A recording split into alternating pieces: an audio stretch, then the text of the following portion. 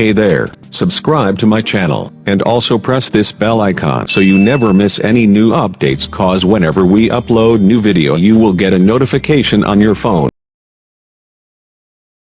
Part 1. You are going to hear a conversation about purchasing a cellular phone. First, you have some time to look at questions 1 to 6.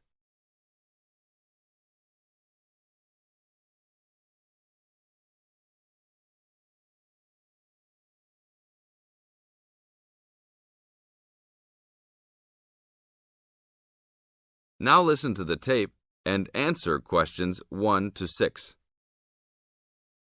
Excuse me, can you give me some information about purchasing a cellular phone? Of course, my pleasure. We carry all sorts of phones, from the most basic phones to very sophisticated web-enabled phones. I will do my best to help you find a phone that suits your needs. Thanks. I'm looking for 2 cellular phones, one for me and one for my son. I think I won't need anything too sophisticated, just your basic phone functions. But maybe my son will like something with more functions. Sure, well, let's take a look. So you have no preferences at all? What about the size or colour? How about the brand? Well, I don't really care what brand the cell phone is, but I guess I don't want anything that's too big or too small. I want a phone that can fit nicely in my hand and in my pocket. If it's too big, it might be too heavy, and if it's too small, I might lose it. Colour, I don't really care about either. Well, I don't want a pink phone. Ah, okay, so let's look for something suitable for a working person. How about this one? This one is the R55. It is black, not too big, not too small, all the usual functions. The best feature of the R55 is that it can be used worldwide, even in Europe or Asia. It looks good. How much does it cost? It is only $100. If you sign up for a calling plan, then we will give you a $50 discount on the phone. How old is this model, though? I don't want anything that's too old. This model was introduced into the market about 3 years ago, so it is a bit older, but be assured it will still work fine. Well, I think I still want something not as old. How about from last year? Any good phones from around that time? Yes, there are some. How about this one? It's the new model of the phone you just looked at, called the W55. Most of the features are the same. There are some new features on the W55 though. The battery will last up to 2 days longer, and the overall weight of the phone is lighter. How much is this one? This is selling for $150.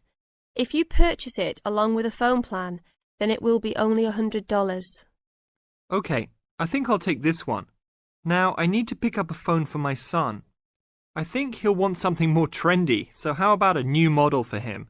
Nothing too extravagant or expensive, though. This right here is the newest offering from the leading company in the cellular phone business. The phone is called the Rocket. It is well suited for teenage users.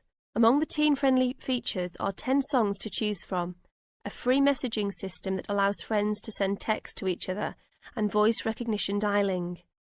The thing most younger users like about the Rocket is that it has a screen that changes colours. All this for only $100 with a purchase of a 1-year phone plan. Sounds like something my son will like.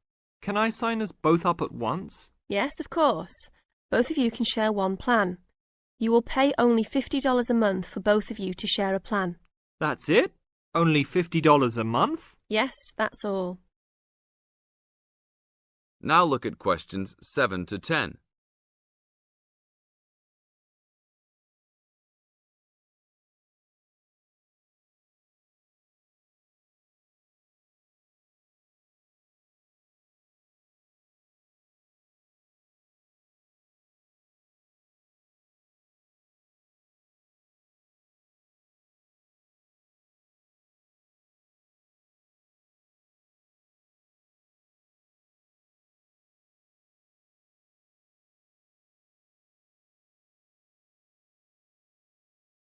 Now listen to the tape and answer questions 7 to 10.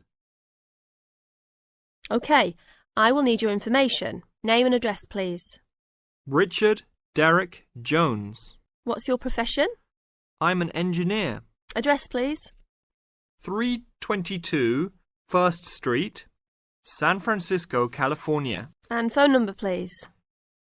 621 621-360-7601.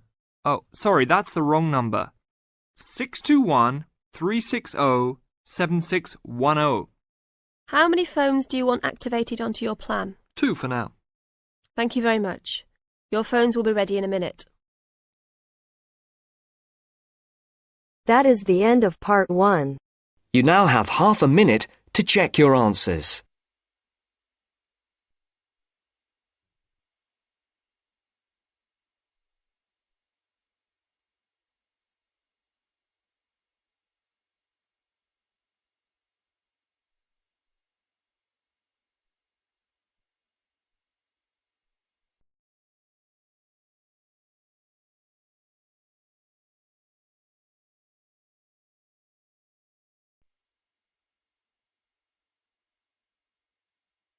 Now turns to part 2. Part 2. You will hear 2 students talking about a school project. First, you have some time to look at questions 11 to 15.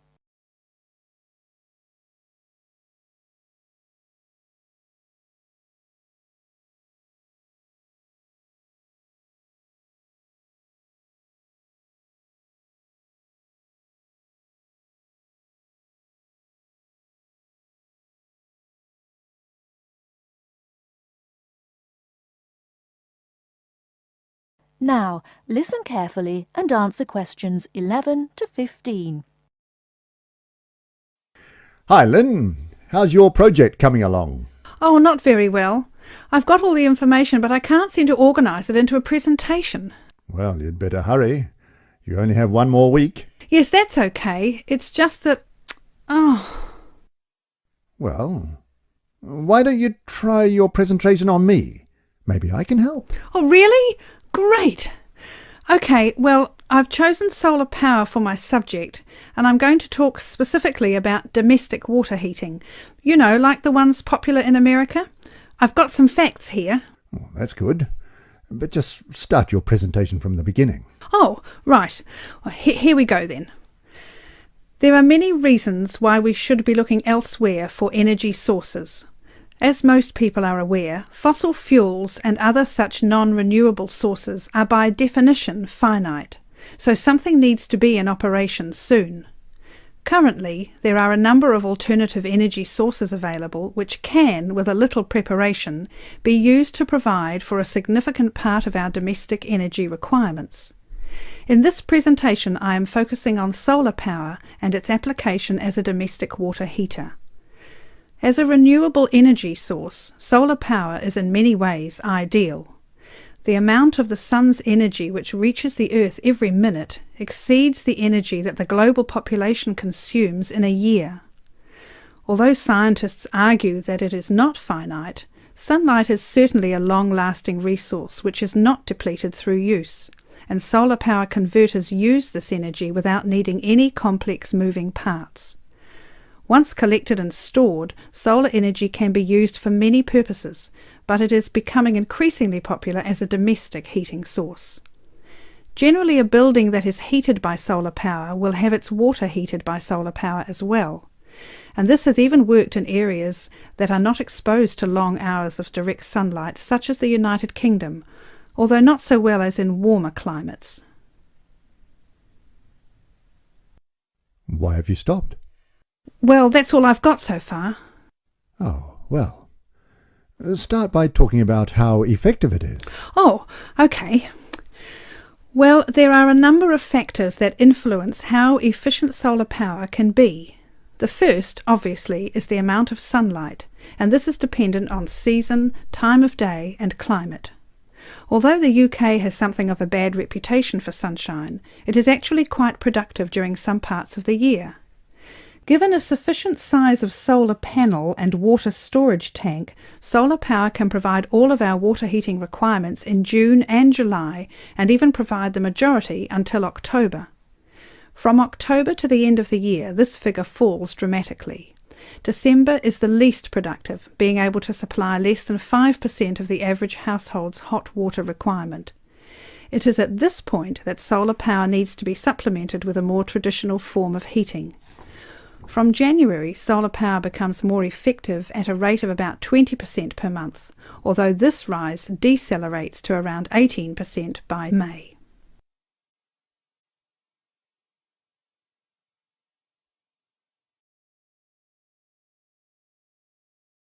Before you hear the rest of the talk, you have some time to look at questions 16 to 20.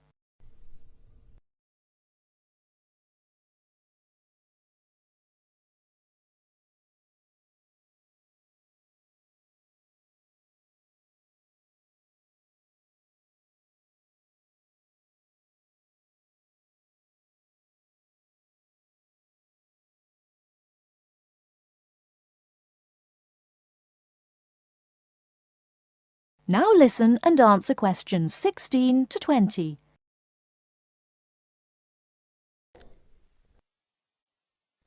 Now say something about this water heater. Do you have any information about that? Oh yes, I've got an illustration of a water tank here. Well, that's good, but you'll have to describe it. Right. Well, the ideal water tank in the UK has a capacity of 45 to 50 litres, but must be at least 40 litres to be effective.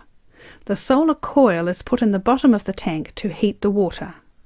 Now remember that solar heated water will not get quite as hot as fossil fuel water heaters. The bottom half of the tank is normally 20 degrees, and this is why it is important not to have a tank that is too large, as that would take too much energy to heat. In this illustration, it rises to 40 degrees from halfway up.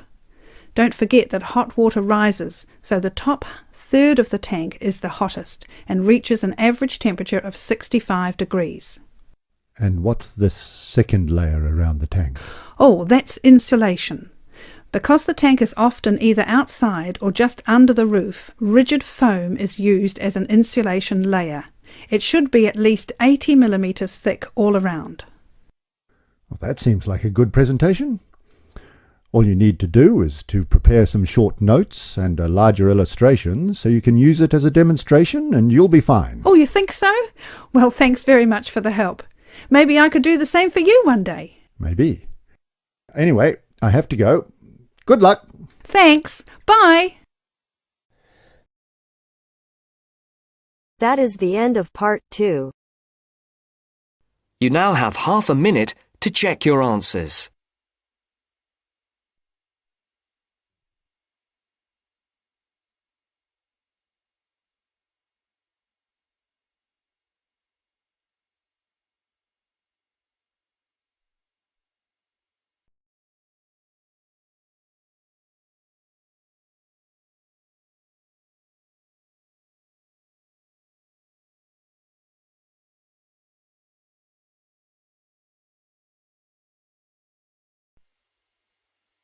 Now turns to part 3. Part 3. You'll hear an introduction about canoeing. First, you have some time to look at questions 21 to 24.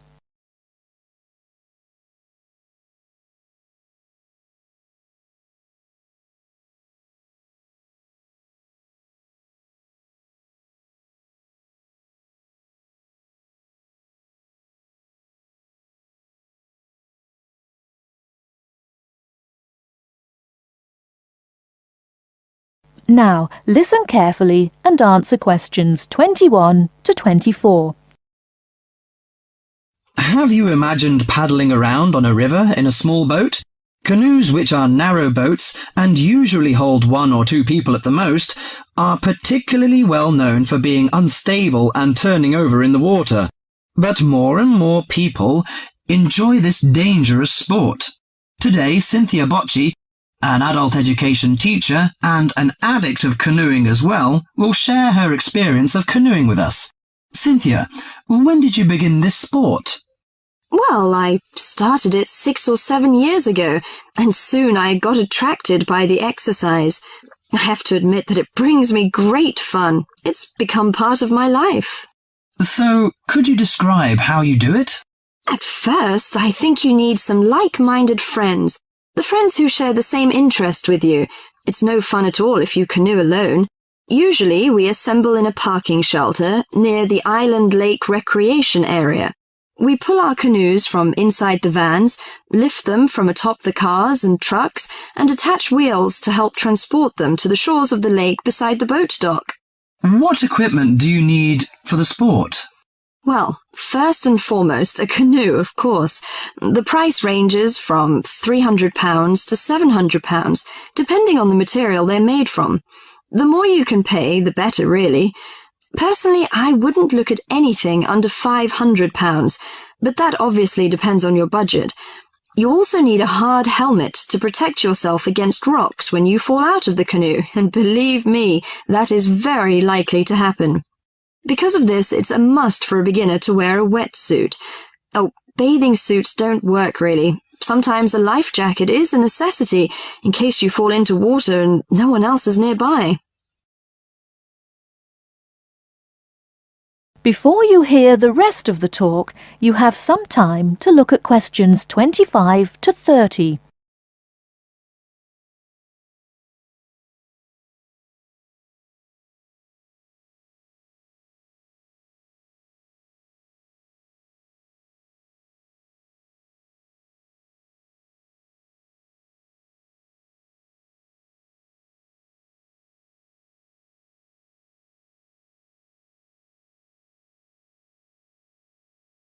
Now listen and answer questions 25 to 30.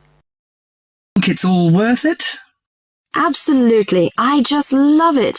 It's exciting, exhilarating, yet it's peaceful and it's calm. You can work as hard as you want to, or you can take it easy. In addition to having fun, canoeing offers a workout without realizing you're working out.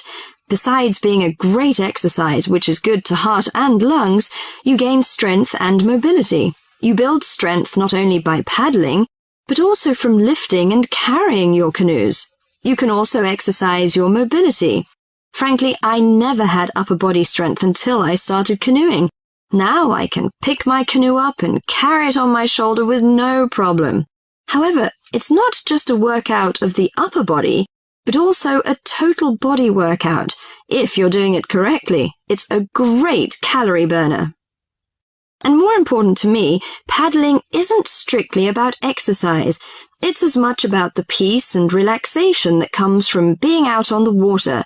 I saw it described on a brochure as liquid medicine for the soul, and that is so accurate. It allows you to take a mental break from your ordinary routine. It's a lot of fun and you meet a lot of great people. We connect on the waterways by responding to email invitations, posting on websites and club announcements. Also, it's a great way to get an up-close view of nature. You can sneak up on wildlife. I've been right next to ducks, deer, and all kinds of birds. You just get a different view than you can get on land. I especially enjoy camping by canoe. It's like backpacking without having to carry a pack on your back. You can put everything you need in the hatches of the canoe. Have you experienced this kind of camping? Well, whatever you say about this sport, it's never dull. I think on one level it's a serious activity and you can become a real champion, but it's a small group who take it that far. But for most, it's a fantastic sport for anyone who likes adventure. That is the end of part 3. You now have half a minute to check your answers.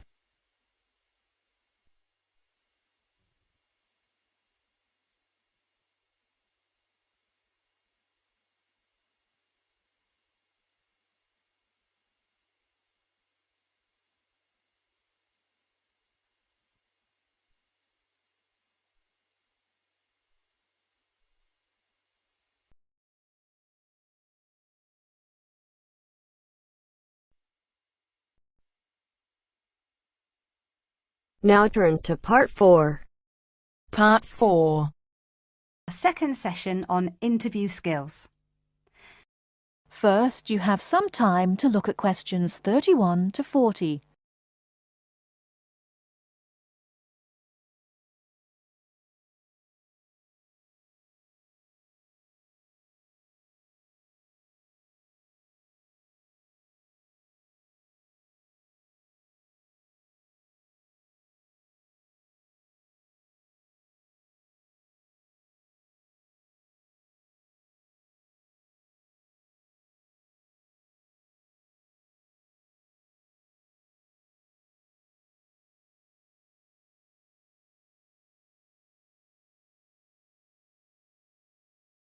Now listen carefully and answer questions 31 to 40. Hello there everyone, and welcome to our second session on interview skills. Now we have already looked at what to say in the interview and what to wear. So let's consider non-verbal behaviour, or as it is more often called, body language. Believe it or not, research has shown that this is what makes the strongest impression on people we meet.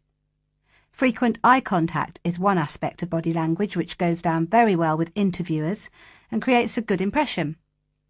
Looking at people means that you're sure of yourself and confident.